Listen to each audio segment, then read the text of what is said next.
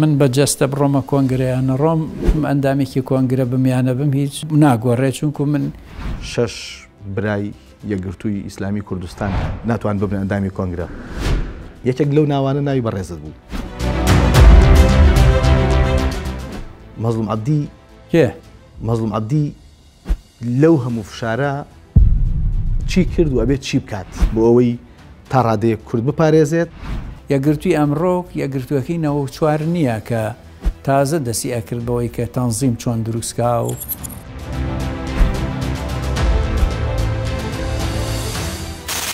هەر بەڕاستی تۆ بەتەماو بچیتە کۆنگرە و یەکگرتووی ڕێگەی نەدا بچیتە کۆنگرەیان چی؟ تا ئەمریکا و فەرەنسا لەوێ جددی بن و مەزلوم عەبدیش ئاوا عاقڵانە گوێیان بۆ بگرێ و عاقڵانەش معاملەی دەوروبەری بکا و هیچ عاتیفەیەک نەیگرێت.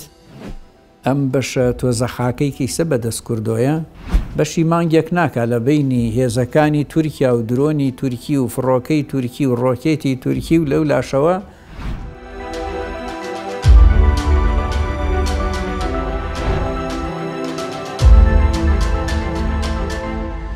زانە ئاینی ناودارەکانی کوردیان کردو بە نوێنەری خۆیان. یەکگرتوو ئەتوانێت سنتەری معارەزە بێ لە کوردستانە ئێسەش دووبارە یەکەمەوە 4 تەقە لە ناو خاکی ئەوانە بکرێت لە ژێر دەسەڵاتی ئەوانە لە بین دوو گروپی کوردیا بکرێت ئیتەتەوە و سەری خوراوە. سەرچاوەیەکی زۆر باڵا و شاپرسی وت کە مالیکی بە حەلووسی وتووە کۆنفرانسەکان کە هەموو ئەندامانی کۆنگرە لەوێ بوون لە ئێستەوە دەنگیانداوە بەوەی کە جەناوی مامەسا بێتەوە بە ئەمیندار. بینەرانی بەڕێزی شارپرێس سڵاوتان لێبێت لە گفتوگۆ و دیمانەیەکی تایبەت لەگەڵ بەڕێز مامۆستا محەممەد ڕەوف کەسایەتی سیاسی و سیاسەتمەداری دیاری کوردستان گفتوگۆی کۆمەڵێک باس و تەوەری گرنگی گەرمی ڕۆژ دەکەین. گۆڕانکاریەکانی ڕۆژهەڵاتی ناوەڕاست بە دیاریکراوی سووریا و لێکەوتەکانی لەسەر عێراق و لە نێو عێراقدا هەرێمی کوردستان و لە ناوخۆی سووریا ڕۆژاوای کوردستان و بوونی رووسیا، تورکیا، ئێران، ئیسرائیل، ئەمریکا لە نێو هاوکێشەکەدا وەک یاریکەرێکی سەرەکی. دوای ئەوەش دۆخی هەرێمی کوردستان لەگەڵ حکوومەتی ناوەندی و پەیوەندیەکانیان لەسەر بنەمای شەراکەتێکی هاوبەشی نیشتیمانی لە بنیادنانی عێراقێکی یەکگرتووەوە بۆ ئەوەی کە هەموو پەیوەندی نێوان هەرێمی کوردستان و حکوومەتی ناوەندی هاتووەتە سەر بابەتی موچە و پەیوەستە بە دوو وەزارەتی داراییەوە.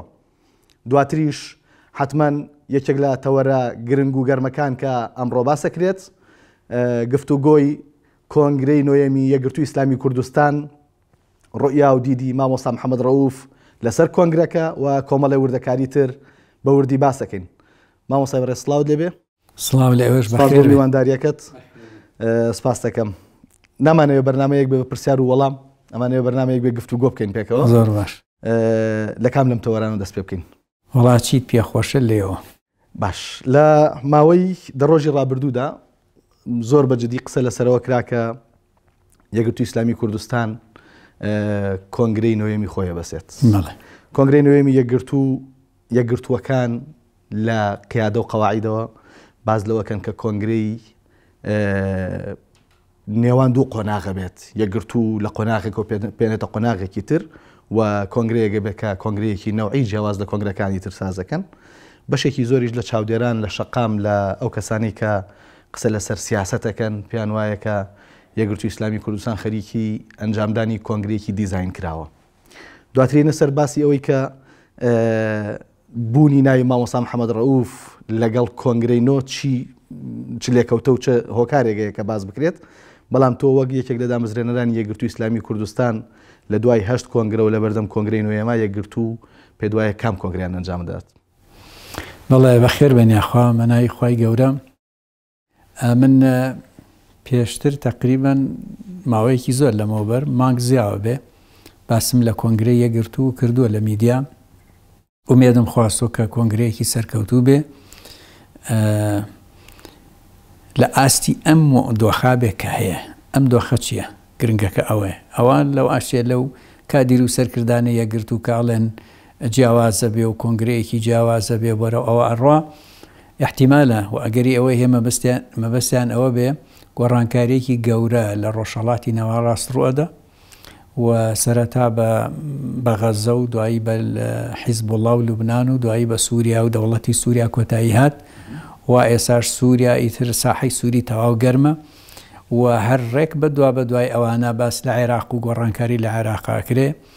باسی ئەوە ئەکرێ کە ئێرانیش ئەبێ خۆی ئامادە بکە بۆ دۆخێکی نوێ هەم بۆ ناوخۆی خۆی و هەم بۆ دەرەوەی خۆی و باس لە دەوڵەتانی تریشێ یعنی کە وەختی متابعی ڕووداوەکانی دنیا و راپۆرتە جیهانیەکانەکەی باسی گۆڕانکاری گەورەتریش هەر ئەکرێ بۆیە لە هێزی سیاسی حیزم بێ هەر ڕێکخراوێک بێ یا ئەوانەی کە ئیسا حکوومەت و دەسەڵاتدارن حیزبی حاکمن هەرچیەکەن لە دۆخی ئاوا ئەگەر ئەمە بە فرسەت نەبینن و حسابێکی جددی بۆ دۆخی ئاوانەکەن خۆیان ئامادە نەکەن بۆ ئەوەی کەوا لەگەڵ ئەو گۆڕانکاریە گەورە ئەوانیش دەرەنجام دەسوپەنجە نەرمکەن و شەریکی ئەو گۆڕانکاریە بن کە لە وەقع هەیە بە تایبەت بۆ ئەو حیزبانەی کەوا لە دەسەڵاتانین ئۆپۆزیسیۆنن بەرنامەی حەزیان لە بەرنامەی گۆڕانکاری ڕیشەیی گەورەیە ئەوە فرسەتەکان خۆی وادی هاوارەکە جا یەکگرتو ئەگەر ئاوا بەم زیهنێتەوە خۆی ئامادە کرد بێ ئەبێ هەندێ فکری سیاسی و هەندێ خیتابی سیاسی و هەندێ طموحی سیاسی کە پێشتر زۆر خۆیان لێنەداوە ئەبێ خۆیانی لێ بدەن و ئەشتوانن ئەگەر بیانەوێ لەبەرەوە تەنزیمێکی ڕێخستنێکی محکەمی هەیە تاریخێکی هەیە عمقێکی هەیە و لە ڕووی پەیڕە و پرۆگرامەوە ئەتوانی بڵێ ڕوئیەیەکی عامی باشی هەیە لە توانایدا هەیە کاراکتەر بێ لە توانایدا هەیە کۆنگرەیەکی وا بگرێت ئەندام و کادیر و ڕێخستنەکانی وا ئامادە بکە خۆتان سازدەن بۆ هەر گۆڕانکارێکی گەورە کە لە ناو چاکا بێ یەکگرتووی ئەمڕۆک یەکگرتووەکەی 94 نییە کە تازە دەسی ئەکرد بەوەی کە تەنزیم چۆن دروستکا و لەگەڵ کایی سیاسیا چۆن خۆی ڕێک بخا و چۆن تەعامل لەگەڵ ئەو واقعە ئیجتیماعیە سیاسیە نوێ بکە ئەو ئێستا 30 ساڵی تەمەنی تێپەڕاندووە ئەگەر دوای 30 ساڵ تەمەن کۆنگرەیەکی تەقلیدی یا ڕقەمی بگرێ یعنی بێئومێدێکی گەورە دروستەکە تۆ پێ دوایە بەکام لایە زیاتر یەکگرتو ئەو یەکگرتو ئێستا بینیت ئامادەی بۆەوە وەڵاهی ئەگەر ینی گەشتبینانە بیرکەمەوە بە هەموو پێوەرێک بە هەموو مەنتیقێک لانی کەم ئەبێ خیتابێکی سیاسیان پێوە دیار بێکە بەرەو ئەوە بڕوە ینی معقول نییە خیتابی سیاسیان بڵین فکری سیاسیان یا مەسەلەن بۆ نمونە یەک نمونەی بەسی لە دوای ئەم کۆنگرەوە ئیتر یەکگرتو نابێت جارێکتر بڵێ ئێمە بەدیل نین قەت نابێ ئەم مشەیە دووبارەکاتەوە نابێ بڵێ ئێمە خاوەنی ئەبێ بە دەنگی بەرز بڵێ خاوەنی قەزەی ئەو نەتەوەین ئەبێ بە دەنگی بەرز بڵێ خۆم ئامادە ئەکەم بۆ قیادەکردنی سیاسی ئەو دۆخە و بۆ بەدیلی سیاسی ئەمە لانی کەمەکەیت مامۆستا 3 ڕۆژ لەمەوە پێش مامۆستا سەلاحەدین ئەمینداری گشتی یەکگرتو لەگەڵ شاندێکی باڵای مەکتەب سیاسی و سەرکردایەتی و بەشێکی زۆر لە هاوڕێکانت کە 30 ساڵی تەمەنی هەم کۆمەڵەی برایان هەم یەکگرتووت لەگەڵ بەسەر بردوون میوانی تۆ بوون ئەم قسانت لەگەڵ ئەوان باس کردووە حتمەن وەڵامی ئەوان چی بووە؟ ئەو ڕۆژە ئەم قسانەمان نەکرد ئەوان بۆ بە خێراتنەوە هاتن و هەندێکی دەستخۆشیان لە هەڵوێست و مووقیفی پێشتری من کرد بوو چونکو من مانگێک نەک مانگێک 2-3 مانگ لەمەوبەر کە داوایان کرد بەشداری بکەم لە پێداچوونەوە پێڕە و پرۆگرامە ئەوەی بە باشم زانی بۆم نووسین دوای ئەوەش ئەوەی کە ئەڵێم یەکگرتوو لە توانایدا هەیە و قەناعەتی شم وایە دوای خولێ دووخولیتر یەکگرتوو ئەتوانێت سەنتەری معارەزە بێ لە کوردستانە ئێسەش دووبارە یەکەمەوە ئەو قەناعەتانە من نووسی بوو نردبووم بۆ سەرکردایەتی یەکگرتوو و نردم بۆ شخصی مامەسە سەلاح خۆشی بۆیە ئەو قسانە لە بەروی پێشتر من کرده بووم و ئەزان ئەڵێم چی و ئەزان ڕوئیم چۆنە ئەو من یەکێک لەو سەرکردانی ناو یەکگرتوو کە هەمیشە ویستومە بابەتی داعوە و پەروەردە لە شوێنی خۆی بەردەوام بێ بۆ دروستکردنی تاکێکی ڕێک و پێک بۆ ئەو کۆمەڵگە تاکێکی پەروەردەکراو لە هەموو ڕۆیەکی پەروەردەیەوە بەڵام حیزب کە حیزب بوو ئەبێ یان بەرەو دەسەڵات بڕات یان ئەبێ هەمیشە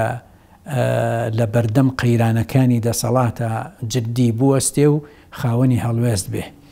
من هەر ئاوا ئیشم کردووە. ئێستا شەڵێم یەکگرتو ئەبێ ئەگەر حیزب ئەیکاتە حیزبی حەقیقی، حیزب بریتە لە ئالەتی گەیشتن بە دەسەڵات. یەکگرتو سێ کۆنگرێک کاتە 12 ساڵ لەم جەدەلایە بانگەواز جیا بکرێتەوە و سیاست جیا بکرێتەوە تا ئێستا نەهاتوانی ئەمە بکەن بە فعل. ئەمجارە لە بڕگەیە کانووسیوانە لە پێڕەوی نوێ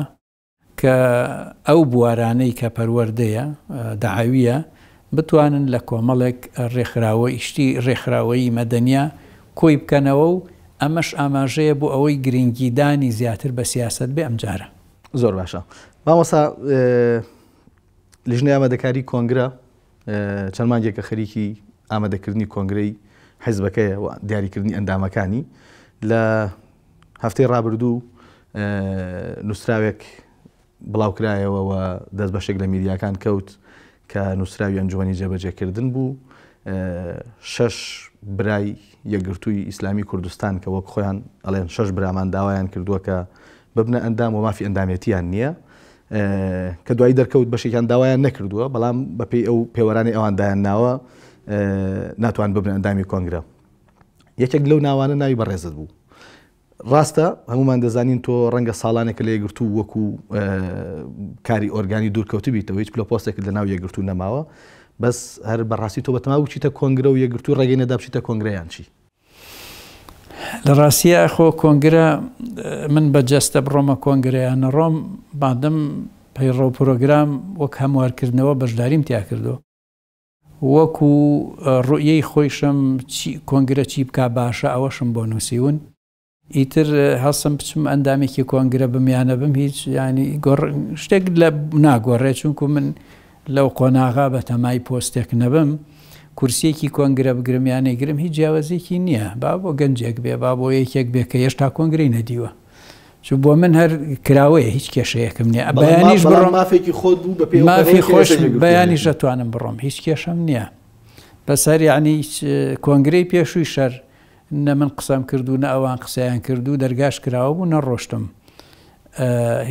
یعنی ئەوم نەکردو ئاسان هەر بیریشم لێ نەکردوێتەوە کە ئەوە بابەت بێ نە ئێستا. ئەو شەش کە بڵاو بوویەوە سەیرم کرد کە زانی من شتیوام هەر نەبیست و ئەسڵان نە نامە و نە هەلە و نە قسە و جا ئەگەر شتیوا بێ چۆن پرسم پێەکەن،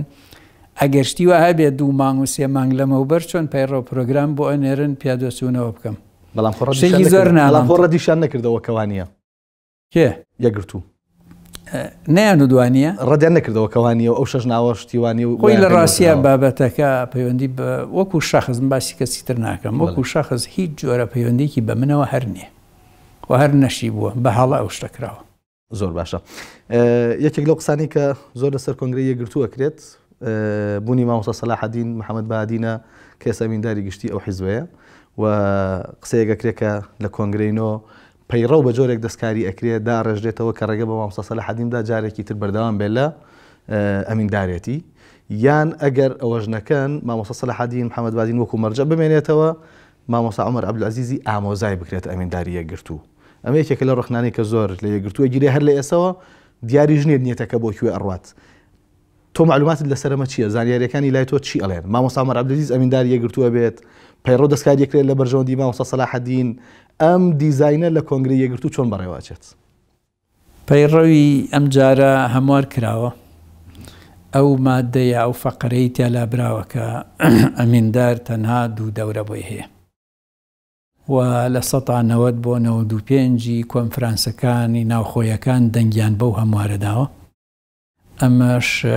لۆژیکیان ئەوە ئەگەیەنێ کە لە 90 بۆ 95 کۆنفرانسەکان کە هەموو ئەندامانی کۆنگرە لەوێ بوون لە ئێستاوە دەنگیانداوە بەوەی کە جەناوی مامۆستا بێتەوە بە ئەمیندار. سوشال میدیاژەی بینین زۆر لە کادرانی یەکگرتوو وێنەی خۆیان لەگەڵ مامۆستا سەلاحەدین ئیتر ئەمێنێتەوە سەر ئەوە مادەم کراوەیە ئەکەوێتە سەر ئیرادەی مامۆستا خۆی خۆی هەڵەبژێرێ هەڵی نابژێرێ، جارێ معنای وایە ڕازی بۆ کە هەموار کرێ پێی باش بۆ بکرێ، ئیتر کەسێکی تر تەرشیحەکە یا نایکا یا پێی باشە خۆی تەرشیحکە ئەوە ئەمێنێتەوە سەر ئیرادەی مامۆستا ئاگینان بابەتەکە کۆتایی هاتووە. یەکگرتوو ئێستا ئەم دۆخەی ئێسەی دیسانەوە لە دەرەوەی حکوومەت بمێنێتەوە باشتر لە ناو پەرلەمان ئۆپۆزیسیۆن بێت یان ئەکرا لە ناو حکوومەتە کارێکی تر بکات و بۆ نەیکرد. یەکگرتو تازە هەرە بێ لە ئۆپۆزیسیۆن بمێنێ، ینی بەم دۆخەوە کە ئیستا هەیە، بەم دۆخەوە کە ئێستا لە کوردستانە هەیە کە پارتی ناتوانێت حکوومەت تەشکیلکە، ناتوانێت حکوومەت پێک بێنێ لە بەرۆی لە پەنجاویەکەکەی تەواو بووە. و من زووتریش ئەوەم چەند جار وتووە لە سیمیناری تایبەتی لەگەڵ پارتیەکان هین سیمینارێکمان هەبوو، من وەزیری ناوخۆ یەک ڕۆژ پێش ڕەمەزان. ئەو کاتە منە شتانەم وت کە خەڵک ئامادە نییە جارێکی تر لەگەڵ ئێوە گفتوگۆ و حیوارێکی جددی بکە بۆ بابەتی سیاسی وەکو بەشداری لە حکوومەت یا تەحالوفی سیاسی لەبەرەوەی کە مەشهور بووە لە کوردستانە حیزبەکان گەشتنەتەوە قەناعەتە چەندێک لە پارتی نزیکبی ئەوەنە لە ناو جەماهەرە زەرەر ئەەکەی. یەکگرتو زۆر ترساوە بەتایبەت لە سلێمانیە، تایبەت لە بارودۆخی سلێمانی و سایکۆلۆجێتی دەنگدەری سلێمانی وا قورمیش کراوە وا گۆش کراوە کە هەر نزیک بیتەوە لە پارتی زەرەرتە. یەکگرتویش لەو دۆخە ئەترسێ و ترسەکەشی ترسێکی جددی بووە و ئێستش کە ئەسڵەن پارتی هەموو جوهدی خسۆتە سەر یەک و تەواو لێ بڕاوە، جارێ یەکێتی قەناعەت پێ بکە کە لەگەڵی حکوومەت پێک بێنێ یەکێتی هێشتا بە تەواوی ئەو ئامینەی نەکردووە کە دڵی پارتی ئاو بخوا. جا یەکگرتو بە چەند کورسیەکەوە بە 7 کورسیوە و جگە لە یەکگرتویش ئەوە کە 8 هەیە 10 هەیە 14 هەیە هەرچەنێکی هەیە هیچ هێزێ جورئەتی ئەوە ناکات کەس ناتوانێت ئەبێ یەکێتی و پارتی تەواویکەن کۆتایی پێبێنن. جاو کاتە من وازانم لە هەرە بێتە حکوومەتی مشتەرەکی یەکێتی و پارتی، چونکو سروشتی جوغرافیەکەمان ئاوایە. زۆرینەیەکی حکومی زۆرینێکی پەرلەمانی ئەمە زۆنی دەسەڵاتی یەکێتیە کە سلێمانیە، ئەویش زۆنی پارتیە کە ئاکاتە هەولێر و دهۆک. ئەم دوو زۆنیە جارێ ئەم دۆ خاروامێنێ هەروە بەو ئاسانیەش ناگۆڕێ. بۆیە هەر وەکو هەموو جارێکی تر ئەبێ پێکەوە بگەڕێنەوە، بەڵام ئایا یەکێتی و پارتی ئەگەنە ئەوەنە قەناعەتیان بە یەک دروست ببێ وەکو یەک تیم بەسەر حیزبەکانە بگەڕێن بۆ ئەوەی بیانکەنە شەریکی دەسەڵات، ئەوە پرسیارێکە جوابەکەی زۆر ئاسان نییە. ئەنجا ئەو کاتە ئەبێ حیزبە کوردستانیەکان کە یەکگرتو یەکێکیانە بگاتە ئەو قەناعەتی کە بەڵێ ئەمە تیمێکی مشتەرەکی تەواو شەریکی حەقیقی یەکترن، یەکێتیش بەقەدر پارتی شەریکی ئەو دەسەڵاتەیە و نیازی گۆڕانکاری و شەفافیەت و ئیسلاح و ڕیفۆرم و ئەنواع وەشکاڵم بە زمانێکە لە کوردستانە هەیە، ئەمانش بەرنامن و هەموو حیزبێکیش بە جددی ئەکەنە شەریکی ئەو پرۆسەیە و وەزیری حەقیقی ئەبێ لەو پرۆسەیە. بالمناسبە من بیرم نەچێ زمانێ من وەزیر بووم 3-4 ساڵ، من و وەزارەتی ژینگە کە کاکدارا بوو مەسیحیەکان، وەزارەتی حیزبی شیوعی تورکمانەکان ئەمانەی کە بەشدار بووین، ئەو 4 ساڵە بوجەی ئەو بوجانەی کە ڕائگەیەنرا ساڵانە بۆ وەزارەتەکان ئەم 5 وەزارەتە $1 بوجەی نەبووە. $1. کەواتە وترێ وەزیری بێ وەزارەت؟ نا وەزیری بێ وەزارەت نەبووین، وەزیری وەزارەتی بووین بەبێ بوجە. ئەمە تەوعان بۆچی وایان کرد؟ پارتی یەکێتی بۆ وایان کرد لەبەرەوەی هیچ حیزبێ نەتوانێت ئەوەنە خزمەتگوزاری پێشکەش بکات تاوەکو ئیسفادەی لێ بکات بۆ ناو جەماوەر و بۆ دەنگدەرەکانی. یەکگرتو لەمە ترساوە، حەقیشەتی حیزبەکانی کەش ترساون. معقول نییە 3 ساڵ و نیو وەزیرێک وەزارەتێکی هەبێ بوجەکەی 0 بێ و لە پەرلەمانە ئیعلان کرێ و نەش بێ بە هەروە ڕۆیشتووە و بە بێدەنگکردنی سیاسی. دەستخۆش. دۆخێکی ئالۆز لە ڕۆژهەڵاتی ناوەڕاست هەیە، تا ڕادەیەکی زۆر دۆخێک کە نازانین بەیانی چی یەکگوزارێت، دووبیانی چی یەکگوزارێت. سووریا لە پڕ گۆڕانکاریەک ڕوویدا ڕاستە 13 ساڵ لە سووریا لە دوای بەهاری عەرەبیەوە شەڕ و ئاژاوە و ململانێ و ناکۆکی هەبوو بەشێکی زۆر لە ئەگەر بڵین جیهان بوو بە دوو بەشەوە بەشێکی پێی وایە کە درێژکراوەی شۆڕشی عەرەبی بوو گۆڕانکاریەکانی لە سووریا دروست کرد بەشێکیش پێی وایە نا گۆڕانکاریەکان بەهۆی بەهاری عەرەبی و ناڕەزایەتی و شۆڕشی گەلەوە نەبوو هاوکێشە و یاریە سیاسیە نێودەوڵەتیەکان بوونەوەی گۆڕانکاری لە سووریا نەک شۆڕشی گەل سووریا لە بەردەم چی هەیە؟ ڕاستە پرسیارێکی ئالۆزە و خوێندنەوەیکی ئالۆزی شێوێ بەڵام بڕێی بەڕێزت سووریا لە بەردەم چی هەیە؟ ینی هەنگاو بەرەو کوێنێت؟ بەڵێ سووریا لە بەردەم هەموو ئەگەرەکان کراوەیە لە بەردەم سووریا ئەگەر بیکەینە دوو بەش ینی بۆی زۆر کۆڵان و هینی لێ نەکەینەوە فەرع و فروعی لێ نەکەینەوە سووریا ئەلبەت بەهاری عەرەبی و پێش ئەوە و هەر لە قەدیمی ئەم 40 ساڵەی سووریا هەر کوڵاوە سووریا بەردەوام کوڵاوە و جێگای ململانەیەکی توند بووە و لەم ساڵانەی ئەخیریشا کە ئێران بە تەواوی سەیطرەی کردو تامان ئیتیفاقی استراتیجی قوڵی سووری ئێرانی ئەگەڕێتەوە بۆ هەشتاکان و پێشتری ژەر عەلاقاتە بووە لەو کاتەوە تا ئێسا ئێران کە استراتیجێتێکی دانا پێوترێ استراتیجێتی ئەمنی ئیرانی عنبوعەت لە دوورەوە ئەم استراتیجێتە کاتی خۆی من ماڵمان لە ئێران بوو گۆڤارێکم بۆ ئاهات لە شوێنێکەوە ئەو گۆڤارە بەردەوام مانگانە دووسێ جار بۆ مەهات ئەم خوێندەوە لەوێ بە درێژی باسی ئەو استراتیجێتی ئێرانەکە کە لە حەلەقەی یەکەمی ئەو دەوڵەتانی هاوسنوورن لە حەلەقەی دووەمی ئەو دەوڵەتانی هاوسنووری دەوڵەتەکانی ترن سووریا ئێران پێگەی خۆی بەهێزەکە بۆی لێەوە دیفاع لە ئێران بکە نەک لە داخلی ئێرانەوە و ئەم استراتیجێتە سەری گرت و بە عەمەلیش کرا جا یەکێک لە سەنتەرەکانی ئەو استراتیجێتە کە زۆر بەقوڵی بوو سووریا بوو بۆچی چونکو سووریا وەکو دەوڵەتیش هاوکاری پرۆژەکەی کرد ئەو کاتە سووریا تەنها دەوڵەت بوو کە عەلاقە بە زۆرینەیەکی سوننەوە پەیوەندیەکی قوڵی استراتیجی ئەمنی قەومی لەگەڵ ئێرانە دروست کردبوو بۆیە کە کاتێک خەونی هیلالی شیعی دەست پێەکە بە پشگیری بە هێزی سووریاوە دەست پێەکە ئەوە عێراقی دەستکەوتووە بە سووریا کۆنتترۆلی لوبنانی کرد بە سووریا خۆی کۆنتترۆلی سووریایی کرد ئەمەش بەڵام کۆنتترۆلی یەمەنەکە ئێران خۆی کردیت پەیوەندی بە سووریاوە نەبوو لە ڕێگەیکی ترۆ توانی بیکە ئەم هیلالە بە قەناعەتی من ئەگەر 1 ساڵی تر سووریا نەگۆڕایە 1 ساڵی تر هیلالەکە کۆتایی پێ ئەهات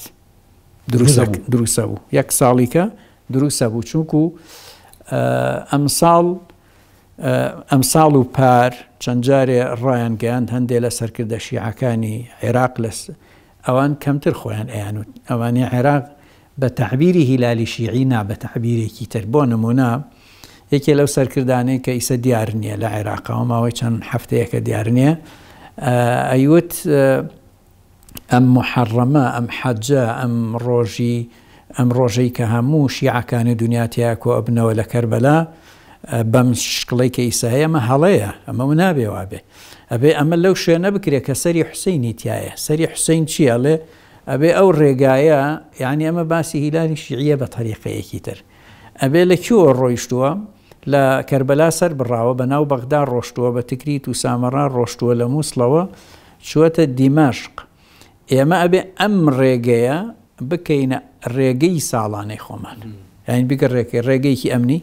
ڕێگەیەکی تیجاری هایوەی بۆ بکرێ قیتاری پیا ببرێ حوسەینیاتی تیا بکرێتەوە مەعسکەراتی تیا بکرێتەوە ئەمە خۆ وازەحە یعنی چی وازەحە تەعەل ئەم بەینە سوننەی تیا نامێنێ ئەبێ نەمێنێ ئەبێ سوننە نەمێنێ و ئەو هیلالە شیعیە کە ئاوا ئەوێ ببەسێ بە کەربەلاوە کەربەلا بەسرێتەوە بە تاران و قومەوە لەوێشەوە لە هیلالە خەسیبی قەدیمە ببەسێتەوە بە یەمەنەوە ئەمە هەر ساڵێکی مابوو ئەگەر سووریا وەکو دەوڵەت وەکو پێگەی بنەماڵی ئەسەد بمایە ساڵی داهاتوو ئەمە ئەخرایە بواری جێبەجێکردنەوە کەواتە ئەکرێ بڵێن ئیسرائیل و ئەمریکا زوو توانیان تۆپی خۆیان بوشن گۆڵی خۆیان بکەن. ئەوان داتا و معلوماتی زۆر وردیان هەیە. سووریا بەنیسبەت ڕۆژئاوا و ئەوروپاوە کۆتایی هاتبوو، ئەبێ دۆخێکی تر بێتە پێش، ئەبێ هاوکێشەی تر بێتە پێش، ئەبێ هاوکێشەیە بێتە پێش زەمانی لانی کەمی 50 ساڵی تری ئیسرائیلی تیا بکرێ، ئەبێن دۆخەکە ئەوێ ئەوان ئاوا ئیشەکەن و ئەبێ پێگەی ئەمریکا و ئەوروپا جارێکی تر لە ڕۆژهەڵاتی ناوەڕاستە جارێکی تر نوێ بکرێتەوە، بەهێزتر بکرێ، بەقووەتر بکرێ، بۆیە ئەم ئیشیان کردووە و ئەم معادلەش ئەم هاوکێشەش کە کردویانە تورکیای لێبەدەر نییە، لە بەرۆی سوپای دووهەمی ناتۆیە، لە هەندێک کاروبارە وەکالەتی ئەمریکایشەکە لە هەندێشتا تەنفیزەکە. پێ دوایە تورکیا تا کۆتایی یاریەکە لەگەڵ لەبەرەی ئیسرائیل و ئەمریکا ئەمێنێتەوە سوودمەندە لە دۆخەکە؟ تورکیا چەند جارێکی دەر باسم کردووە ئەگەر تەماع سەری لێ تێک نەدا ئەتوانێ ینی هەژمونیشی ئەبێ، دەستکەوتی گەورەشی ئەبێ ئەگەر لە چوارچەوەی طموحە بمێنێ نەک تەماع. نەبێتە تەماع. طموح شتێکی مەشروعە بۆ هەموو کەسێ، هەموو حیزبێ، هەموو دەوڵەتێ کە ئەویش بریتێ لە مافەکانی لە کیس نەچێ، حاڵەتی ئەمنی و ئەمنی قەومی نەکەوێتە خەتەر، بە ئارامی بژی. ئەمە طموحە و دەستکەوتی مادی و نەوت و غازیشی هەبێ، ئەمە شتێکی تەبیعیە. بەس تەماع ئەوەیە نیەتی هەژمونەکەی ئەوەنە زۆر بێ، بێوێ کورد پێگەی کورد و وجودی کورد بێتە شتێکی هامیشیە هەر نەمێنێ و کەمایەتیەکانی تریش لە داخی ئێران و لە بەر تاڵاوی بینی ئێران و تاریخیەیت لە بینی ئێران و عوسمانی و سەفەویە کۆنە، ئەوەش تەواو بنبڕ بکە و بێوێت دەسەڵاتی ئەو زۆرتر بێ لە ناو سووریا هەتا هی ئەمریکا و دەسەڵاتی ئەوروپا و ڕووسیا و ئەمانە. ئەگەر تەماع بیگرێ قەنەعەتم وایە زەرەر ئەکات. ئەم پیاوەی کە پێشتر ناوی ئەبوو محەممەد جۆلانی بوو، ئێستا ناوی ئەحمەد شەرعە و پێشتر لە کەسێکەوە کە بە تیرۆریزم ناسێنرابوو لەسەر ئاستی دنیا و خەڵاتی 10 ملیۆن دۆلاری دانرابوو بۆ دۆزینەوەی شوێنەکەی، ئێستا بووەتە فریاد ڕەسێک بۆ سووریەکان و تا ڕادەیەک لەگەڵ ئەمریکا، لەگەڵ ئیسرائیل، لەگەڵ رووسیا، لەگەڵ تورکیا پەیوەندیەکانی زۆر باشە. پێ دوایە ئەم پیاوە ینی چ کاراکتەرێکە؟ کاراکتەرێکی ئیسرائیلی ئەمریکیە بە ئۆکەی تورکیا یان کاراکتەرێکی تورکیە بە ئۆکەی ئیسرائیل و ئەمریکا بۆ ئەوەی یاریەکەی سووریا باشتر بێتە پێشەوە؟ ئەحمەد شەرع هەر چەند جار قسەم کردووە، هەتا ئەمڕۆ زۆر عاقڵانە و هێمنانە و متەوازینانە، هەم قسە ئەکا، هەم هەنگاو ئەنێ، هەم ئیشەکانێکە. ئەکرێ ئەحمەد شەرع شۆ بێ کە ڤەر بێ، ئەکرێ حەقیقەت بێ. ئەو ئینسانە حقیقەتێک بە ئۆکەی ئەوانی تر تەبیعیە. تۆ هیچ هێزێک و هیچ کاراکتەرێک لە دنیا بەبێ هاوکێشەی ئیقلیمی نێودەوڵەتی ناتوانێت هیچ بکات. ئیسا تالیبان کاتی خۆی مدراسێکم لەسەر ئەوە کرد، کۆڕێک لێرە هەبوو بەشداریم تیا کرد لە کاتی باسی عینە داعشا، بەشێک لە بابەتەکەم باسی تالیبان بوو. تالیبان لە بەرۆی نایانەویست زۆر قوڵ بڕۆنە ناو سیاسەتی ئیقلیمی نێودەوڵەتی، وایە نەزانی مادەم خۆیان سەرکەوتون ئیتر هەرچی معادلاتی ئیقلیمی نێودەوڵەتیە قیمەتێکی نییە لای ئەوان،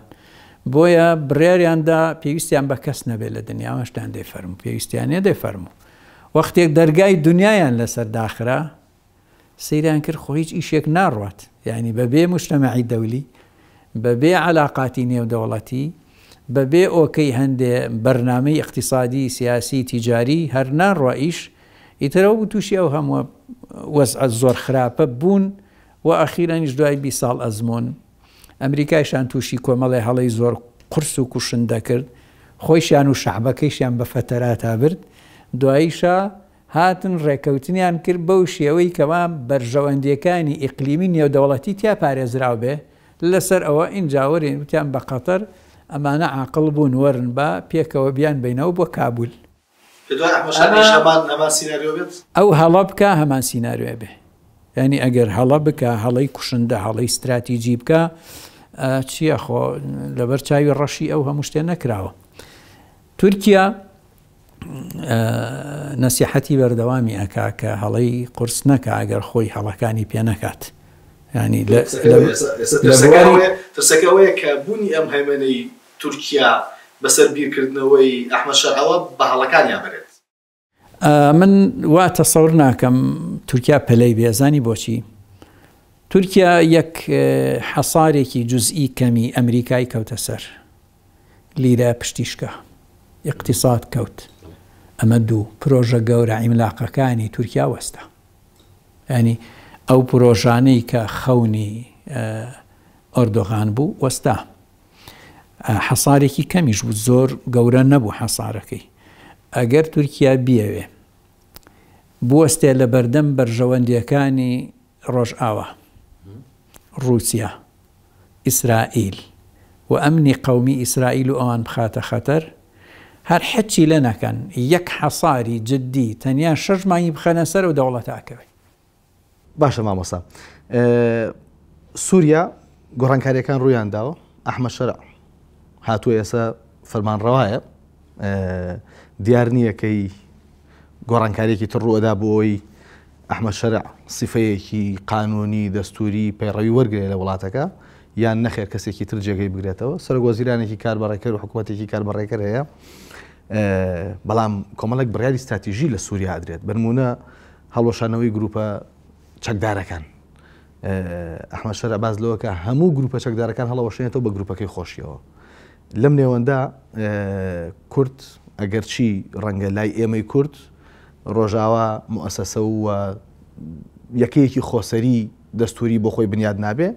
بەڵام لە کۆی سووریا پیانوترێ گروپی چەکدار. پێ دوایە وەکو هەر گروپێکی تر مامەڵە لەگەڵ گروپەکانی کورد بەنمونە هەسەدە یەپەگە ئەکرێت لە سووریا، یان ئەمریکا ئەتوانێت حەسانەیەک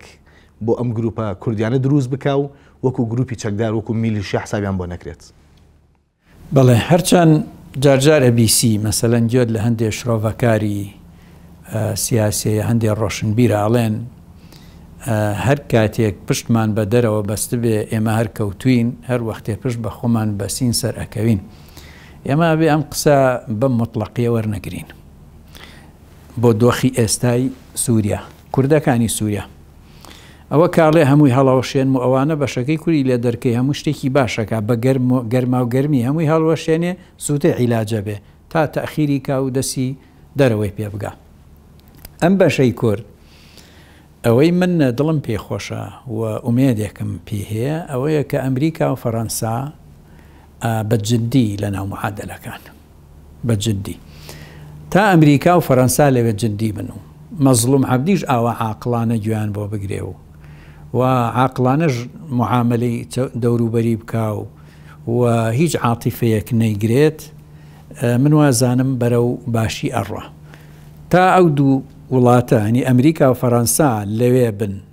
و ئەمریکا ئاوا جددی عالەمی خۆی دانێ لەسەر هەموو بنگە و بارەگاکانی خۆسەری و فەڕەنسا ڕاوێژی بەردەوام بۆ ئەحمەد شەرعی شەکا بۆ ئەوانیش تورکیا سنووری خراپ نابەزێنێ، ئەحمەد شەرعیش نایبەزێنێ. ئەوانیش لەم حاڵەتە ئەبێ پێ دوایە ئەمنیەتی تورکیا و ئەمریکا و فەڕەنسا بەردەوام ئەبێت بەرژەوەندیەک لای کورد دروست بووە لەوێ کە بیانەوێت جارێک ئەم چەترە بن لەسەر سەری کورد. ئەوە بەسراوە بە استراتیجێتی غەربەوە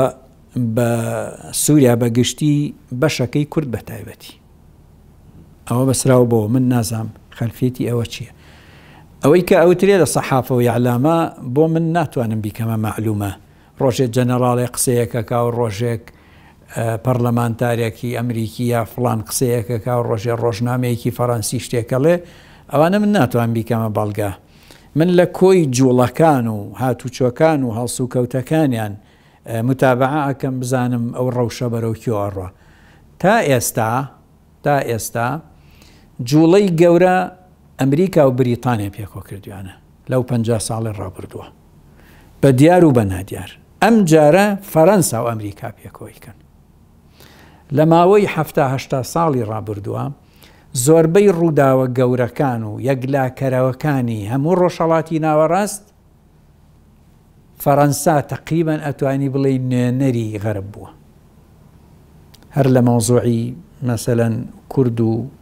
عێراق و ئێران و جەزائیر و زەمانی بوومێدیان هەر لە مۆزوعی خومەینی و بردنەوەی بۆ فەڕەنسا و هێنانەوەی لە فەڕەنساوە بۆ ئێران هەر لە مەوزوعی بڕیاری 1688 و لەو ڕۆژەوە تا ئێسا فەڕەنسا هاتوۆتە سەر خەت و پشگیری لە قەزەی کورد ئەکا بە لە ناویچی بۆ ئەو ئافرەتە فەڕەنسیە ئەم ئافرەتە مەشهورەکەی فەڕەنسا کە لێرە پەیکەری بۆ کراوە دانیێل میتران فەڕەنسا ئەم جارە دەورێکی جددی وەرگرتووە و ئەم ڕۆشتنەی بۆ ئەوەیە دوای بەغا لە دوای ئەوەی هاتوونەتە عێراق کۆبوونەوەیان بە عێراقیەکان کردووە پەیامی خۆیانیان پێداون چوونەتە لای هەسەدە و مەزلوم عەبدی دوایە ئەچنە لای ئەحمەد شەرع ئەمە دڵخۆشکەرە بەوەی کەوا کورد ئەخەنە ناو معادلاتی ئیحتیمامی نێودەوڵەتی تورکیا ئەمە بۆ تورکیا زۆر مهمە چونکو حسابی جددی بۆ ئەکا ئیسمە بڵێم پێ دوایە تورکیا ئەم خستە ناو معادلە نێودەوڵەتی کورد لە ڕۆژاوە ئاسان قبوڵەکات ئەگەر تورکیا با پێ بڵێم حسابی جددی بۆ ئەمریکا و فەڕەنسا و ئەوروپا ئیستەنەکە ئێستا وا بزانێ ئەوە شوۆیە هیچ نییە یا ئەگەر بە دیوێترا بڵین ئەگەر ئەمە ڕاز نەبێ ئەمریکا بڵێ من ئینسیحابەکەم ئەمن تەسەور ناکەم ئەم بەشە تۆزە خاکەی سە بەدەست کوردۆیە بەشی مانگێک ناکە لە بینی هێزەکانی تورکیا و درۆنی تورکی و فڕۆکەی تورکی و ڕۆکێتی تورکی و لەو لاشەوە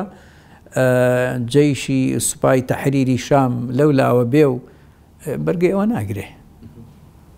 لە بەرەوە قسەکەم بمەوە سەرەوەی کە شرۆڤەکانڵەن هەرخۆمان هەرخۆتان نیت یعنی ئێمە لە قەرایی 1680 کە دەرەچێ و ئێمە ئەپارێزێ ئێمە ئەوە چوار دەورمان گیراوە بە ئێران و تورکیا و عێراق بە سێ دەوڵەتی گەورە ئەگەر ئەوان نەبوونایە بڵێ کەس بۆی نییە بێتە سەر ئەوە خاکە ئێمە ئیسا لە زووە خاکمان بە تورەکە بێژرا بوو باش ئافرین مەزلوم عەبدی ئەم جاریش ئافرین مەزلوم عەبدی دوو پۆستی بەڕێزت بوو کە لە تۆڕی کۆمەڵایەتی فەیسبوک قسەت لەسەر کرد مەزلوم عەبدی لەو هەموو فشارە چی کرد و ئەبێت چی بکات بۆ ئەوەی تا ڕادەیە کورد بپارێزێت و بە دەردی ئەوە نەچێت کە ئێمە لە عێراق تووشی بووین ئەو زمانی سە قسەی پێەکە لەگەڵ ئەحمەد شەرع و شامە بەردەوام بێت زمانی ئاشتی یەک پارچەی خاکی سووریا بۆ هەمومان ئەوانیش لە پێگە و سەرزەوی خۆیان ئیمتیازێکی تایبەتیان هەبێت جیاواز بن تۆزێک لە خەڵکی تر یان شتی سادە و هەرواشتی کولتوری و زمان و بە کوردی بخوێنەوە لەوە تۆزێک دەرچێت ئەین جۆرێک لە مرکزیت بێ کەم کەم سەقفی تموحەکانی هەنگاو بەرێتە پێش بەپێی ئەو ڕاوێژەی کە پێی ئەدرێ ئەوەی کە دۆستان ڕاوێژی پێدەن بەردەمەین ستێپ بای ستێپ کەم بچێتە پێش ئەمە بەشەکەی شام بەشی تورکیاکە هەمیشە با لەسەر ئەزیش ناچار بکرێ بە دیفاع یا بە شەڕ یا بە شتێک زمانی ئیعلامی و خیتابی سیاسیەکەی بۆ جیهان بە هەمیشە زمانی لە یەکتر تێگەیشتن و ئاشتی بێ و گفتوگۆ بێ و سەرمێز بێ لەگەڵ تورکیایشە چونکو ئەبێ ئەو فیعلە ئەو زمانە لە یەک جیا بکرێتەوە لەگەڵ پێکاتەکانی کورد کە ئیسە لەوێن و ئەوەی لە تاراوگەیە و ئەوانەیان کە لە کوردستانی عێراقن وەکو ئەنەکەسە ئەوانە بە زمانێکی کوردانە قسە بکەن بە زمانی لە یەک تێگەیشتن بە زمانی سەرمێز چۆن لە یەک حاڵی بین چی بکەین پێکەوە بەو زمانە قسە بکەن و ئەم لە کۆی ئەم بابەتانە ئەتوانی بڵێ تەمان تا ئیسەوای کردووە خۆشبەختانە تا ئیسا عاقلانە کردوێتی بۆیە من تۆزێک متەفائیلم بۆ سووریا کەوتۆتە دوو کەس کە بە ئارام بە عەقڵ بە لۆژیک بە استراتیج هەردووکیان ئیشەکەن ئەگەر هەردووکیان وا بەردەوام بن لە مەسلحەتی سووریا تەواو بێ بە هەموو پێکاتەکانیەوە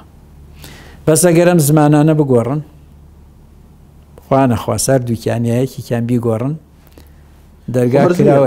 هیچ کامیان زمان بگۆڕن ئەکرێ زمانی تر بێتە ناوەوە زمانی سێم دروست بێت هەمومان نەزانین ساڵانێکی زۆرە ئەنجومەنی نیشتیمانی کوردانی سووریا ئەنەکەسە لێرە لە کوردستان نزیکن لە حیزبێکی دیاریکراوی هەرێمی کوردستانەوە پاڵپشتیەکرێن هێزی سەربازیان بۆ دروستەکرێت و یەپەگە و هەسەدەش لە ڕۆژاوای کوردستان خەریکی شۆڕش و ڕوبەڕووبوونەوەی گروپەکانن. ئێستا قسە لەسەرەوە ئەکرێت کە یەکێک لە گەورەترین مەترسیەکان لەسەر کورد ئەوەیە کە ئەم گروپانەی لە هەرێمی کوردستانن لەژێر چەتری ئەنە کەسە لەگەڵ مەزلوم عەبدی و هاوڕێکانی تری نەگەنە نەتیجەوە بە خوتوکەدانی هێزەکانی باشووری کوردستان چه یەکێتی چه پارتیەگەر ڕاشکاوانەتر بڵین خوتوکەدانی هەریەکێکیان ڕەنگە لەوێ دۆخێک دروست بێت کە بەریەکەوتن دروست بێت لە نێوانیانە. ئەگەر لەناو خۆیان ئەمە دروست بێت کەواتە ساحەیەکی باشەکرێتەوە بۆ ئەوەی ئەحمەد شەرع و هەر کەسێکی تریش کە بیەوێت هەنگاو بۆ کوردکردنەوەی قاچی کورد بنێت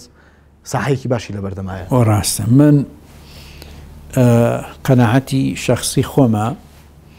هەرچەند لەگەڵ قیاداتی ئەنە کەسە نەژیاوم و هیچ حیوارێک من نەبەوە بەس وەکو متابع وەکو چاودێرێک سەیرەکەم من ئامۆژگاری ئەنە کەسە بە شتێکم ئامۆژگاریانەکەم پەلە نەکەن لە گەڕانەوە حتا ئەگەر مەزلوم عەبدی بڵێ فەرمووس بینێ ئەو 15,000 چەکداری هەتانە و چەند ساڵە لە هەرێمی کوردستان بەخێوەکرێت تەدریبی پێکرێ مەشق و ڕاهێنانەکە فەرمووەرن نەڕۆن باشە هۆکاریشی زۆرە ئەمە خۆمان ناسین هەتا نەگەنە ئیتیفاقی استراتیجی لە بینی خۆیانە ئەگەر بیان نێرنەوە ئاخر ئەگەرەوان موافقەنەکەن ناردنەوە ئاسان نییە هەرکە بڵێ بە زۆر ئەڕۆمەوە هەر لە حدودا بێ بە شەڕ ئەو کاتە ئەنە کەسە هیچی دەسەکەوێ نە ئەوانیشی چیان نەمێنێ هەر 4 تەقە لە ناو خاکی ئەوانە بکرێ لە ژێر دەسەڵاتی ئەوانە لە بین 2 گروپی کوردیا بکرێ ئیتەتەوە و سەری خوراوە هەر بە شەرعیەتی سەوری بۆ ئەوەی ئەم وڵاتە ئیتر تەقیتیان نەمێنێ و ئارامی تەواو بێ ئەحمەد شەرعیە ملی پێوە ئانێ و وەسەلام ئەرۆکو ئەوانی کە کردی ئەوە شتێکی زۆر نەعاقڵانەیە ئەگەر بکرێ و زۆر بێویژدانانە و دوژمنکارانەیشە هەر کەسێ بێوێ بە هەر نەوعی ئەوە بکە خراپە ئەو تۆزە ئەو چەکداری کە ئیسا ئەو هەیەی لەوێ کە کردوێتی بە هێزێکی نێزامی و ئەمریکا تەدریبی پێەکا و تەسلیحی ئەکا چەند ساڵە ئەگەرەوە بە کەڵک نێت ئیسیفادەی نەبێ چەکدارەکانی ئەنە کەسەیش هیچ ئیزافەیەکی پێ ناکەن ئەگەرەوە بە کەڵک نێ ئەحمەد شەرع لەگەڵ تورکیا هەردووکیان ئیسە داوای ئەوە ئەکەن ئەو سوپایی ئەمریکا مەشق و ڕاهێنانی پێکردو و تەسلیحی کردووە ئەوەش ئەبێ چەک بکرێ ئێ باشە خۆ ئەنە کەسە کە ئەڕوا ناتوانێ نە بەرنامەکەی تورکیا بگۆڕێنە ئەوەی ئەحمەد شەرع چی ئیزافەیەکە بە قەزێکە یەک بابەت ئەمێنێ کە گرنگایش ئەوەیە ئەم بابەتەم پێ گرنگە ئەمەیان قسە و پێشنیارمە بۆ مەزلوم عەبدی و بۆ هەسەدە ئایدۆلۆژیایە کە پێشتر باو بۆ لای ئەوان یەکەناسن یەک ئایدۆلۆژیان داخرا و لەسەر خۆیان کەسیان قووڵ نییە ئەوە نەمێنێ بە هیچ جۆرێ چونکو ئەنە کەسە یا غەیری ئەنە کەسەش ساڵانێکی درێژخایەنە حیزب بوون خەباتیان کردووە خەڵکیان لێگیراوە لێ کوژراوە تاریخێکیان هەیە بۆ خۆیان ناکرێتەوە ئەم ڕقەمە و ئەم تاریخە زەربی سفرکەیت ئەوەی کە لە ئافرینەکە وتم زۆرم پێ گرنگ بوو ئەوەیە کە بە عەمەلی ویستی بیسەلمێنێ ئەوان پەکەکە نین پەکەکە مەرجعی ئەوان نییە قەندیل حکمی ئەوان ناکە ئەمە کە بە فعل ئەمە ئەکا ئەبێت لە خودی ناو ئایدۆلۆژیاکەشە ئەم گۆڕانکاریە کرابێ نەکرد ئەمە مەوزوعێکی عەسکەری تەکتیکی نەبێ ئەم مەوزوعێکی قوڵی استراتیجی بێ لێرەوە ئەمەیە قسەیەک بکەم سووریای ئەمڕۆ سووریایی ئەهلی سوننەی ئیسلامی چەکدارە سووریای سونیە بە هەژمونی تورکیاوە ئەم گۆڕانە قوڵە و جارێک کەسیش نازانێ بەرەوکی ئاڕوا ئەبێ مەزلوم عەبدی و هەسەدە جوان ئەمە بخوێنەوە بە ئایدۆلۆژیایەکی کۆنەڵێم کۆم بە ئایدۆلۆژیایەکی چەپی ڕادیکاڵی عەسکەری تەعامل لەگەڵ واقعی ئەمڕۆی سووریا مستەحیلە مستەحیلە پێ دوایە هەر ئەو تێگەشتنەوەی وای کردووە کە ئێستا یەکێک لە زانە ئاینی ناودارەکانی کوردیان کردووە بە نوێنەری خۆیان بۆ دانوستان جا هەر من بنووسی نەمنووسی بەس لە کەناڵ هەشتم ئافرینەی تریشم کرد ئافرین کە جارێکی تر منطق و عقلی بەکارهێنا لە جاتی سەرکردەیەکی سیاسی چەپ بنێرێ لەگەڵ ئەوان کە لێک تێنەگەن زانایەکی مێزەر بەسەری عالمێکە نێرێ کە باوکیشی عالم بووە و نظامی ئەسەدی شەهیدی کردووە چونکە ئەوانە ئیسلامین ڕاستە مسەقەفن یعنی ئەحمەد شەرع پیاوێکی مسەقەفی خوێنەوارە و لە عائیلەیەکی مسەقەفی خوێنەواریشە تێئەگا بە تەمەنێکی کورتەوە بەڵام ئەزمموی لانی کەمی 22 ساڵی هەیە 42 ساڵ عمرێتی 22 ساڵی ئەزممونە ئەزممونێکی پڕی نەبراوەیە تێئەگا لە ئەفکار تێئەگا لە خەڵک لە هەموو شتێ تێئەگا بەڵام ئیتر دوجار چەپ هەر چەپە ئەگەر ڕادیکال بوو ئیسلامی ژەر ئیسلامیە ئەگەر چەکدار و جیهادی بوو باش تاکەی جا تاکەی تا ئەو کاتێکەوە ئەم چەپە تێئەگا لە دنیا ئاوا ناڕوە و ئەم ئیسلامیش تێئەگا و وەشە زام تێگەیشتون کە ئیتر ئەو فۆرمە کۆتایی هات باش مامۆسا چەند خولێکێکی کەممان ماوە چۆن ترزەیە ڕووداوەکان ڕووکەنە عێراق ئێمەش بینەوە عێراق لە نێوان چەپی ڕادیکاڵ و ئیسلامی ڕادیکاڵا کە ئەوەی بەڕێزت فەرمووت ئەبێ بەم جۆرە بێت یینەوە سەر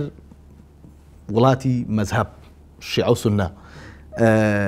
باز لە گۆڕانکاری گەورە ئەکرێت لە عێراق ئەنی یەکێک لە ئەگەرەکان ئەوەیە کە ئەو هیلالە شیعی ئێران داینابوو چۆن لە سووریا و لە یەمەن و لە لوبنان تێکشکێنراوە ئەو بەشەی کە بەر عێراقەکەوێت لە عێراقی شتێک بشکێنرێت بەوەی کە یان شیعە لاواز بکرێت یان سونەیەکی بەهێز لە بەرامبەر شیعە دروست بکرێت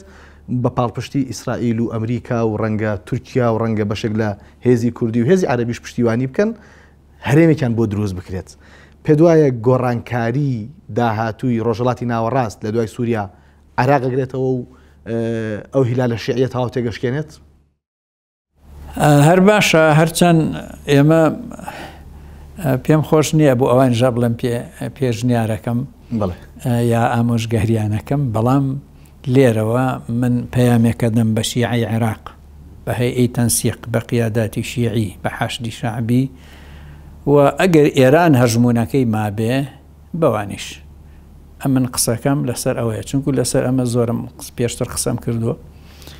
شتم وتووە بە عەرەبی بە کوردی دەسەڵاتدارانی شیعەی عێراقی ئەمڕۆ بۆ خۆیان بۆ ئایندەیان زۆر باشە زوو بێنە دەست خۆیان ئیقلیمەکە بۆ سوننە دروست بکەن لەبەرۆی لە دەستورە هەیە دەستوری عێراق بەڵام معلوماتێکت پێ بڵێم کە ئەمڕۆ دەستمان کەوتووە ینی سەرچاوەیەکی زۆر باڵا بە شارپرسی وت کە مالیکی بە حەلووسی وتووە ئەگەر ئەتەوەکو خەمیس خەنجەر نەکرێتە دەرەوە یاریەکان بیر لە شتیوانەکە بەڵێ باش ئەو نیەتیان نییە بەڕێز دەیڵێت من حەقم نییە ئەو نیەتەیان نییە من ئەڵێم من پێیان ئەڵێم ئامۆژگاریانەکەم خۆیان ئیقلیمەکە دروست بکەن بە ئاشتی کۆتایی دێت تا ڕادەیەکی باش تا سنوورێکی باش ئەوش بە مطلقینە خۆیان دروستیکەن باشترە بێ خوێنە بێ منطقی سنەکە جیاکەنەوە بە پێی دەستوری عێراق کە دەستوری ئەقالیمە خۆ لە عێراقا نەنووسراوە العێراق و ئەقلیم کوردستان نووسراوە سڵوتات الئەقالیم کە ئەکرێ کوردستان ئیقلیمێ بێ کە بووە و ئەکرێ منطقە سونیەکە ئیقلیمێ بێ بەغا خۆی بەجیا ممکنە یعنی ممکنە وەلەو سنە و شیعە لەسەر ئەوە کێشەیان هەیە فراتی ئەوسەط و بەسرە و ئەمانش ئیقلیم بن ئەگەر شیعە ئیسە ئەمە بکە ئەهلی سنە مەشغوڵەکە بە چیوە ئەهلی سنە و قیاداتی سنە و ڕئیس عەشیرەتەکانی سنە مەشغوڵەکە بەوەی کە ئەم ئیقلیمە میزانەی هەیە دەسەڵاتی هەیە حرەسی ئیقلیمی هەیە وەکو هەرێمی کوردستان حکوومەتی ئەبێ پەیکەری محافەزاتی نوێ ئەکرێتەوە سەرقاڵیانەکە بەم شتانەوە ئەگەر وانەکەن ئەوان ئێستا هەلومەرجیان بۆ ڕەخساوە ڕۆژ لە دوای ڕۆژ هەژمونی ئێران کەمەکە دەسەڵاتی شیعەکان ئێستا کە هەڕەشەیان لەسەرە و وەزیری خارجی ئەمریکی بەهاتووە بە سەراحەت جوابیانەکە و چەکدارەکان ئەبێ نامێنن ئەوەی ئەوان پیایە ئەنازن کە هێزە لە دەستیانە نامێنێ ئەو وەختە معادلەکە ئێستا گەر ئاوا هاوتەری بێ وردە وردە ئاوای لێ سونە بەرەو سەرەوە ئەڕوا شیعە بەرەو خوارەوە دێ سنەی عێراق خۆیان بە خاوەنی قەرزێکی گەورە ئەزانن لەسەر شیعەی عێراق کە بریتە لە کوشتن و زیندانیکردن و ماڵ کاولکردن و ئاوارەکردنی سەدان هەزار کەس ئەشانەی وەریگرنەوە ئەی تەمعەن ئەم خوێن لە ناو عەشایری شیعە کۆن نابێ دەستیشی لێ هەڵناگیرێ وازیشی لێ نایەنن ئەمە تاریخە تاریخ ئەمەمان پێڵێ لەبەرەوە هەموو ئەو خوێنانە هی عالمەکانیان هی پزیشکەکان هی مهندیسەکان هی گەنجەکان هی کوشتنی ئەو گەنجانەی کە لەسەر ناو بوو ئەبوو بەکر عومەر عوسمان چی ئەو ناوانە بوو بیان کوژن ئەوە هەمووی دۆسەی بۆ کراوەتەوە هەروە بە ئاسانی کۆتایی نایەت بۆیە ئەگەر سنە خۆی ئەمە بکە بە قووەت و بە زەخت بیکە و دەوڵەتانی ئیقلیمی عەرەبی و تورکیا و ئەوروپا و ئەمریکای لەگەڵا بێ زەبرەکە زۆر خەتەرناکە بێ لەسەر زۆر خەتەر زۆر ئینتیقامی ئەبێ زۆر خوێناوی ئەبێ بڕۆچی بکە و مەیکە و مالیکی کاتی هەڕەشەکردنی نییە تەواو بوو وەختی ئەوە نییسا ئەو هەڕەشە بکە وەختی ئەوەیە بۆ ئەوە بگە ڕێبزانێ چۆن بە سەلامەت لی دەرچێ عێراق بە یەک پارچەی بمێنێ خوێن لەوە زیاتر نەڕژێ ئەم دەوڵەتەی کە ئیسا پڕە لە فەساد چۆن هەموار کرێتەوە بکرێ بە دەوڵەتی موئەسەسات ئەمەی کە بوجەی عێراق زەبەلاحترین بوجەیە لە دوجاریش جگە لە مەعاش شتێکی دیار نییە ئەوە 3 ساڵە تێپەڕیوە سوودانی فەقیر ڕئیسی دەوڵەتە و ئیمزای بوجەی هینی نەکردووە بوجەی نەکردووە بوجەی عام بوجەی ئیسیسماری بوجەی خەدەمات نەیکردووە بۆ ئەمریکا نایڵێ ئەڵێ تو ئەوە کە ئیمزات کرد ئەچێتە ناو وەزارەت ئەیدەن بە مەشاریع وەهمیە وەهمەکە ئەبێ بە دۆلاری وشک و کاش و ئەچێ بۆ وڵاتان و بەشێکێ بۆ ئێران نایەڵموتەوە ئەمە واقعی عێراقە ئەینجا مالیکی بۆ خۆی 100 ملیارد دۆلاری لەسرە حساباتی دقیقی لەسرە کاتی ئەوەی نییە ئەم جارە قسانە بکە ئەگەر ئاوان ڕووی کرد بێتە خەمیس خنجەر و احتیمالیشە چونکو مالیکی لەو جۆرە کەسانەیە کە یعنی چاوپۆشی ناکە لە شتێک کە ئیمانی پێ بێ و خۆی بە نەترس ئەزانێ بەڵام خۆ هەموو ڕۆژێ ئەوە سەر نەخێر و خەمیس خنجەریش لەوانەیەت لە قودرەتی ئەوەی نەبێ مواجهەی بکە بەس خەڵکی تر پیا ئەکرێ کە قودرەتی مواجهەی بێ کێ تەسەوری کردووە گەنجێکی 42 ساڵ بێت لە 12 ڕۆژە قیادەی شۆڕشێ بکە و بنەماڵەیەکی 53 ساڵی ڕاماڵێ دروستە مامۆستا زۆر بە کورتی هەرێمی کوردستان پەیوەندیەکانی لەگەڵ ناوەند زۆر خراپە هەرچەند خۆیان ئەڵێن زۆر باشە هەم قیاداتی هەرێمی کوردستان لە حکوومەت و لە ئەحزاب هەم لە عێراق ئەڵێن پەیوەندیەکانمان زۆر باشە بەڵام بین پەیوەندیەکان زۆر خراپە تەنها لەسەر ئاستی وەزارەتی دارایی هەرێمی کوردستان وەزارەتی دارایی عێراق و ئەو ریجانانە ماوەتەوە کە سەردانی یەکتری ئەکەن هیچ پەیوەندیەکی تر دۆستایەتیەکی تر لە نێوان ئەم دوو پێگاتەی عێراقان نەماوە بەفعلی ئەوەی کە جاران ئەمان بینی کۆنفرانس دیبیت کۆبوونەوە پێگەێنانی لیژانی نێودەوڵەتی لەسەر ئاستی عێراق ئەچوونە دەرەوە مانی هەرێمی کوردستان حساب بۆ کراو بوو ئەگەر ئەم گۆڕانکارانە ڕوودەن ئەم هەرێمی کوردستانە و ئەم سەرکردایەتە سیاسی هەرێمی کوردستان ئێستا بەڕێوە ئەبات ئەکەوێتە کوێ ئەماکێشەیەوە لەگەڵ شەپۆلەکە ئەڕوات یان ئەتوانێت خاوەنی خۆی بێت قودرەتێکی هەیە کە بتوانێت خۆی بگرێت و لە گۆڕانکاریەکە نەلەرزێت بەداخەوە گەشتینە ئەمڕۆ ئیتر زۆر مانوتوە لەسەر ئەوانە ئەوە لە نامەکەی یەکەمی مەزڵوم عەبدیا ئیشارەتم بەوە کرد لە کێوە گەشتی نەکوێ چەند حکوومەتێک دروست بوو ویستیان چەند حکوومەت لەسەر یەک دروستکەن هەر نەئەکراتا لە هەولێرە بە مام جەلال و کاک مەسعود کۆبوونەوە بانگیانەکردن و شتەکانم بۆ دروستەکردن سە گەیشتۆتە ئەوە کە حکوومەت نییە جا هەرویەک وەزیر بە ئیرادەی ئەم وڵاتە ئەیهێنێ و ئەی باو هەڵێ سوڕێنێ ئەویش خۆ هی ئەوە نییە ئەو زۆر بەجەبەروتە و زۆر شەفافە و زۆر ئازایە و زۆر نازامچی ئەوانە نییە لەبەروی وەزعەکەی ئێمە ئەوە نەخراپە. هەر جاری کەلێنێکمان لێ ئەدۆزنەوە و هەر جاری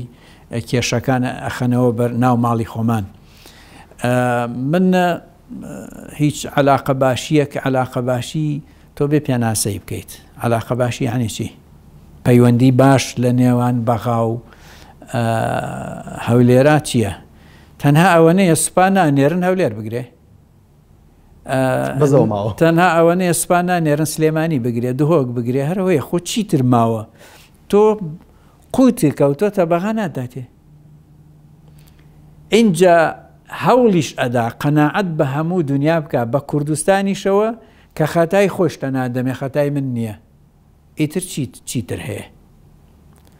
ئەو پەیوەندیە باشە کامەیە، ئەو ڕێز و احتیرامە بە مستەلاح بە مەفهومە سیاسیەکەی کە لە ئومەی متحیدا هەیە، ئەو احتیرامە کامەیە. احتیرامەوەیە من لە ناو دەستورە چیم چه حەقێکم هەیە ممارەسەی ئەو حەقە بکەم، ئەوە پێوتری احتیرام. ئەنا پەیوەندی باش خۆمە پەیوەندی خۆشەویستی ئینسانەکان نییە بە یەکترەوە، ئەمە پەیوەندی سیاسیە. یعنی قەرار بوو ئێمە دەوڵەتێکی دەسەڵاتێکی تەوافقی، دەوڵەتێکی دیموکراتی تەعەدودی فیدرالی لە ئیتاری تەوافقە. تەوافق یعنی چی؟ یعنی هەر بڕیارێکە ئەدرێ پێکەوە بڕیارەکە بدەین لە بینمانە شتێکە پێوترێ ڤیتۆ. ئەگەر تۆ ڤیتۆت نەبێ ناگەیتە تەوافق. وەنیە دروستە. مشکلەکە لێرە ئەوەیە ئێستا ئەو بەس 12 مانگ مەعاش بنێرێت، بەس هەر ئەوەنە 12 مانگ مەعاش بنێرێت. ئێمە ئەڵێن پەیوەندی بەغا و هەرێم فول لە قیمایە. ئەی وەڵاوانە کەواتە لەم دۆخە ئەگەر گۆڕانکاریێک لە عێراق ڕوو بدات، هەرێمی کوردستان هێندەی پێوە نەماوە کە بتوانێت قەرار لە گۆڕانکاریەکانی خۆی بدات. هەرێمی کوردستان ئێستا بەس لە چاوەڕوانیایە، ینی خۆی مووقیفی نییە. خۆی ئێستا کە خۆی ناتوانێت حکومەت دروست کات، ناتوانن پێک بنەم حیزبانە، ناتوانن یەک سوپا دروستکەن، ناتوانن یەک وەزارەتی دارایی شەفافی یەک پارچەیان هەبێ، ناتوانن تایسە نەیانتوانین. کاتە چاوەڕێی شەپۆلی ناتوانین زای لەگەڵ خۆی ئەمان بایان ئەمان کاتە کەنارەوە. ئەزانی چی کاکار چەندێک بێ بڵێن خوا درا لە هین درا لە حیزب الله ئەو دەمێکەوانە بوو. ئەو کاتە ئەلحوسەینیەکە هەمەلا ئەمامە ڕەشەکە بەعزێ قسەی کرد. ئەو کاتە من پۆستێکم کرد، داوام لە پارتی و یەکێتی و حکوومەتی هەرێم و حەزابی کوردستانی کرد کە دەستی خۆتان ئێستا بوەشیانن ئینتیخابات نەکرابوو. بۆم نووسیون ئینتیخابات مەکەنە کێشە، ئەمنی قەومی و ئایندەی ئەمنەتەوە و ئەم گەلە زۆر مهمترە لە ئینتیخابات. ئینتیخابات یاری ئەکە ئەکرێ و ئەڕوا و ئەکرێ حەقیقی بێ و ئەکرێتە زویر بێ و هیچ نییە خۆمان ئەیناسین، یعنی ماڵی خۆمان نەزانین چییە. بەڵام ئەمە گەلێکە، ئەمە خەڵکیەکە، ئەمە ئایندەیەکە، ئەمە خاکێکە، ئەمە تەریخێکە. وەرن ئەوەم پێوت بوون بێدەنگ بێەوەی کەس پێتان بزانێ کۆمەڵی سەرکردە کۆ ببنەوە بڵێن ئێمە دوای لوبنان چی بکەین. ئەوەختە باسی سووریا نەبوو، تون باسی سووریا ئەکرا کە یەت باسی عێراق کرا، بەس باسی ئەوە بوو کە حیزب الله تەواو بە ڕئیسەکەی ئیتر سەرەی شوێنەکانی ترە. پێم وتبوون کۆبوونەوەی تا ئیسە و کۆبوونەوە دیار نییە کرابێ، ئومێدەکەم کرد بێتیان. ینی من ئومێدەوارم بافڵ تاڵەبانی حتمما شتێک دزەیە کردی ئەعلام و ڕایگشتیوە وەڵایتن نازانم، ئومێدەکەم ئەگەر خۆشیان نەبن ئەمریکا کۆی کردنەوە لەسەر خاڵی استراتیژی داینابن، ئەوە ئیتر وەزیفەی ئێوەیە ئەگەر عێراق گۆڕابێ ئاوا بکەن ئاوا بکەن. چونکو قەنەعەتم وایە ئەمریکا و قۆنسولیات و سەفاراتی ئەجنەبی زۆر دەسی لەوە شتووە هەر هەمووی تەسلیمی ئەمانە بکات، چونکو ئەوان لێرە مەسالیحیان هەیە، خەریتەی مستەقبەلیان هەیە. مەوزوعی غاز و نەوت بە تایبەتی غازەکەی و نەوتەکەشی هەم هی کوردستان خۆی هەم هی عێراق بە شێوەیەکی گشتی، هەم خەتی غازی ئایندەی قەتەر کە بە منتیقاتی ئەپەڕێ، ئەمانە بابەتگەلێکی زۆر استراتیجی مهم من بۆ ئەمریکا و بۆ ئەوروپا و حتا بۆ تورکیاش. بەڵام ئەگەر ئێمە لێ تێبگەین توان ئەو بەرژەوەندەی دروستکەین بۆ ئەوان نە ئەوان خۆیان خەریتەیان هەیە، ئەبێ پێویست نەکە ئەوان ئامۆژگاری ئێمە بکەن ئەم سەرکردانە کۆبنەوە لەسەر ئەو کەیسە گەورە عالەمیانە ئیش بکەن نەک لەسەر ئەم شتە بچووکانی پێوە مەشغوڵن و هەر نایشگەیان نەشتیجە ینی ئەم هەفتا تا قیامەت تاکەی بڕکە مەسەلەن ئەم عالەمەی پێوە کابراوتی چۆن تاکەی نابێتە 150 کۆ نابێتەوە جا ئەوان وا نازانم هەمویان تەسلیمی ئەمان کردبێ و ئەوان حساباتی دقیقی خۆیان بۆ ئەم بابەتانە ئەکەن و ئەوان حسابێکی جددیان بۆ ئەو استراتیجە قوڵەی سین کردووە کە بەردەوام هەوڵ ئەدا بگاتە ئەم منتیقە و کۆنتترۆلی غاز و نەوتی منتیقەکە بکە. سپاس دەکەم. سپاس مامۆستای بەڕێز گفتوگۆیەکی باشمان کرد کۆمەڵێک تەوەری باشمان گەنگەشە کرد بە هیواین هەم بۆ بینەر سوودی هەبێت هەم گۆڕانکاریەکانی داهاتوش بە جۆرێک بن کە لە هەموو پارچەکانی کوردستان